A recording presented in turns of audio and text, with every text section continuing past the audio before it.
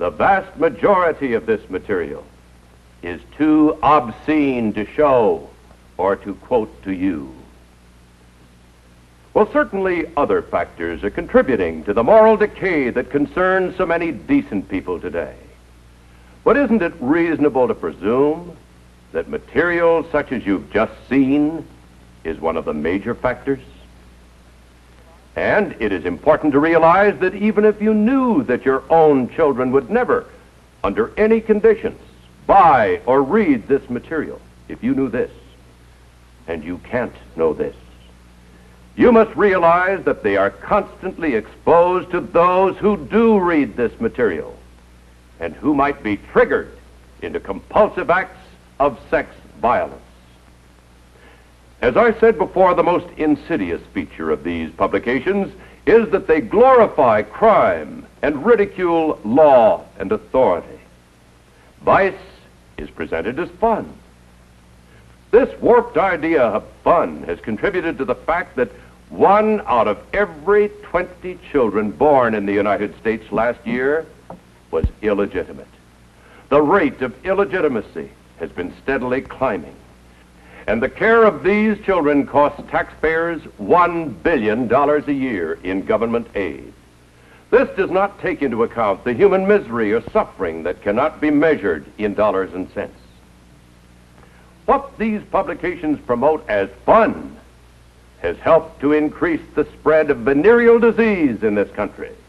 Reported syphilis has increased more than 300% in the last 5 years. The incidence of gonorrhea has been steadily rising. One segment of the increase occurs among the expanding homosexual population. But even more startling is the fact that the greatest increase in venereal disease is among children 10 to 18 years of age. The increasing crime rate also parallels the increase in obscenity.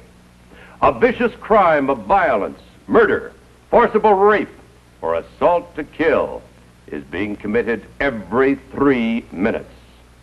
The total cost of crime in human waste, misery, tax, and material loss is beyond calculation. Sex-mad magazines are helping to create criminals faster than we can build jails to house them. This $2 billion a year racket is challenging every mother and father in this country and everyone interested in the welfare of our children. The question is this: do you want your children stimulated and driven into an early, unstable marriage before they have had a chance to achieve the economic, educational, and emotional stability necessary for family life? Do you want your son enticed into the world of homosexuals, or your daughter lured into lesbianism? Do you want either of them to discover how to get sexual gratification by inflicting pain on themselves or by torturing other people? Do you want them to lose all chance of a normal, happy, married life? Opponents to the control of obscene literature state that the circulation of this material is the price we pay for freedom in this country. But the United States Supreme Court does not agree. Smut peddlers do not have the right to contaminate our society. This is a nation of laws, and you and I have a constitutional guarantee to police protection of our welfare. The law is our weapon. Here in a typical courtroom, a judge is instructing the jury in the case of a smut peddler. Ladies and gentlemen of the jury, Lakewood has a valid constitutional legal ordinance prohibiting the publication, sale, or distribution of obscene material. It is under this law that the defendant herein was arrested and prosecuted. The Supreme Court of the United States has clearly stated that obscenity is without constitutional protection. The Supreme Court has defined obscenity as material which deals with sex in a manner appealing to the prurient interest, that is, material having a tendency to excite lustful thoughts. It might be well to point out that it is not necessary to prove that this material has led to an act of violence or sex crime, but merely that the material taken in itself is obscene. The test is whether, to the average person applying contemporary community standards, the dominant theme of the material taken as a whole appeals to the prurient interest. If material meets this test, it is without the constitutional guarantees of freedom of press and speech. Now you, the jury, must apply the test of obscenity to the material distributed by this defendant. You, ladies and gentlemen of the jury, are the sole triers of the facts in this case. The application of this legal test to the evidence is to be made by you and you alone. You, in effect, by your decency, determine the level of morality in this community. You, indeed, are the peers of the community. And so, my friends, the question is whether you consider publications, samples of which you have seen in this film, to be below your community standards. To find the answer, ask yourself these questions. Would you display this material on your living room table? Do you find such material in the living rooms of your friends and neighbors?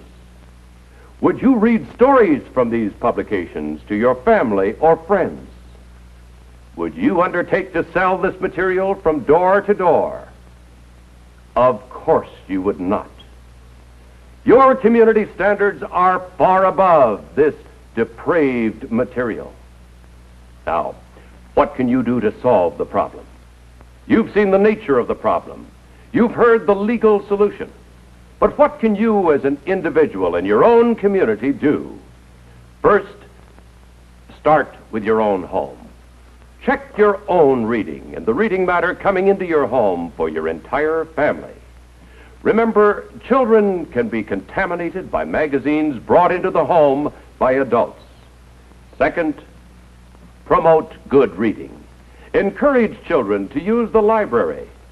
Good books and magazines will help build positive values that are a protection against obscenity.